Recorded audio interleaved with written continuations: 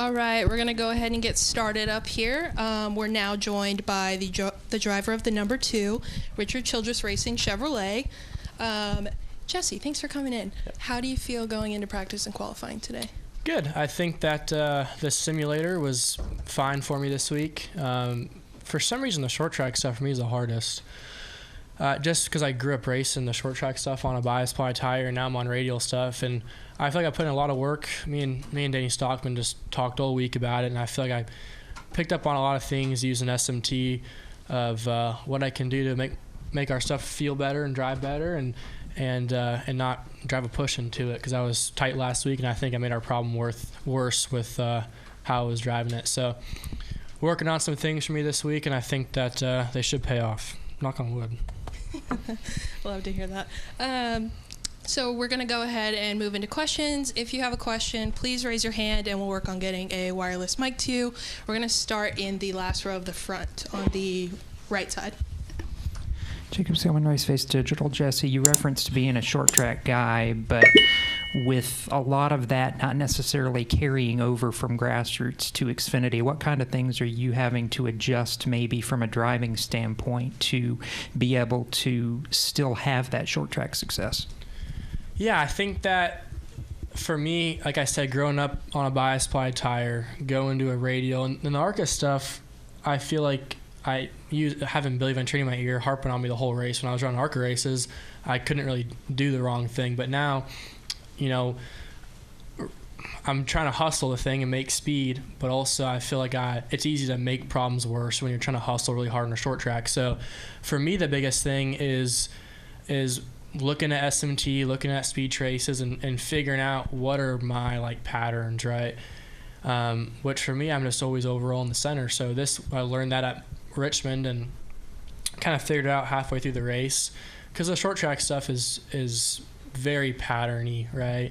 Intermediate stuff, you can kind of move speeds around and do things differently, but the short track stuff's a little bit more locked down on what the technique is. So just doing a lot of studying the last few days on what I can do to be better at the short track things, and I feel like I worked really hard at it this week. So I'm looking forward to this weekend, putting those to hopefully good use and learning from the things that I picked up on last week at Richmond, and me and Danny Stockman have been working really hard on it. So we're not where we want to be quite yet, but I think if we keep doing what we have been doing, by the end of the year, we're going to be really good.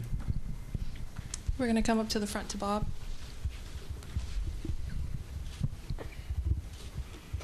Bob Parker's Fox Sports. How much of your kind of either preparation or outlook for this weekend is about this weekend, and how much is it about just being ready for coming back here for the elimination race in the fall?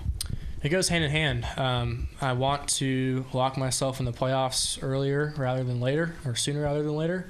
And I can do that this weekend. I feel like I can do it at all the tracks coming up in the next month. So it's just about getting better and not kind of getting stalematey, right? Like I fired off this year better than I thought I was probably going to.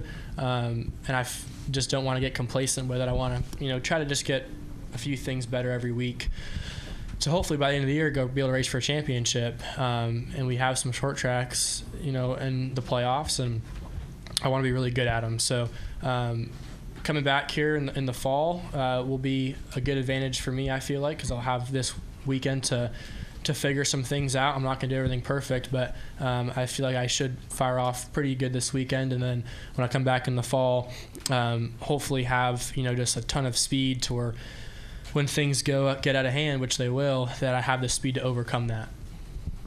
Why do you think you're going to get out of hand? I don't know. Just looking at history, last year was a pretty wild race. So my PR rep mad dogging me. Any additional questions for Jesse? We're going to go to the back.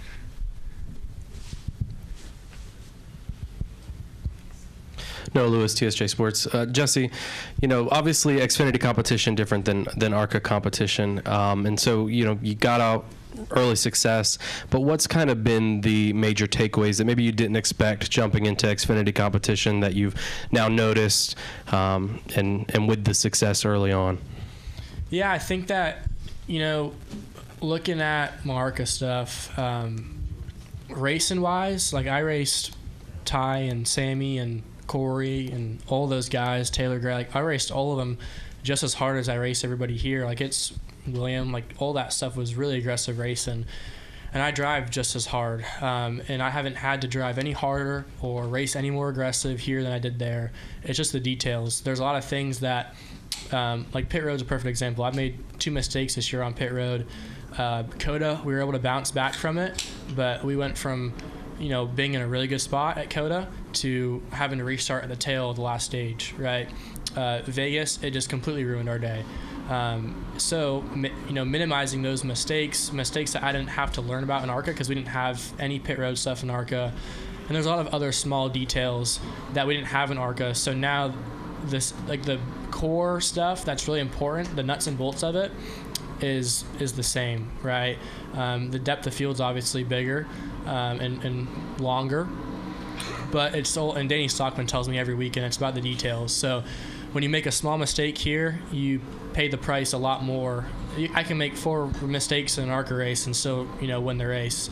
If you make 2 mistakes here, you're probably done for the weekend. So the details are the biggest thing at this level that guys are really good at. You look at pit road data and guys that have been doing it for a while, how good they are on it, and it helps them on the back end of runs and to start them having track position, things like that.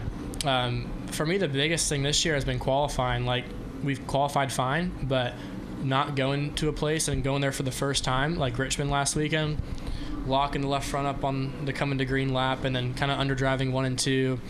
3 and 4, I thought I hit well, but if I could just go back there a second time or have a second run to improve on it, then I'd be a lot better. So once I get in the race, things kind of, come to me pretty quickly, but the delta with how much you pick up in qualifying, because we have so much fall off and so much horsepower, qualifying is definitely the biggest thing.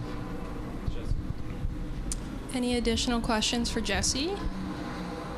I have one more for you. So tomorrow night's your debut here. You're going to be competing for that Dash for Cash, $100,000. Does that weigh on your mind at all? Yeah, I think if I'm, running XYZ and there's a guy that's Dash for Cash in front of me, and that's the difference between bringing $100K home to welcome, then obviously I'll race him harder or, make different moves, right, that I probably wouldn't make if it was just for a regular 6th place finish, right? But that's so situational. Obviously, coming into the weekend, it's cool to have purple in the car, and you got to go try to win the race. But again, if it's like 5 to go or something, you're going to race the guy harder if you know it's for something more than what it would be on a regular day.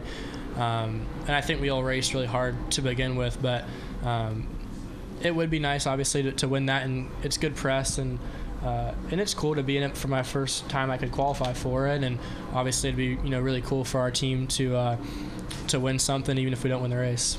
But the goal is obviously to come in the weekend, and if you win the race, it takes care of all your problems.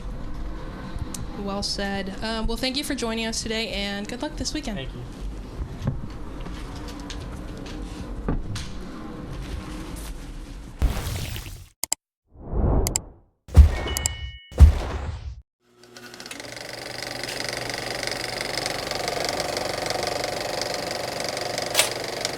All right, there's the checkered flag. Great job, driver.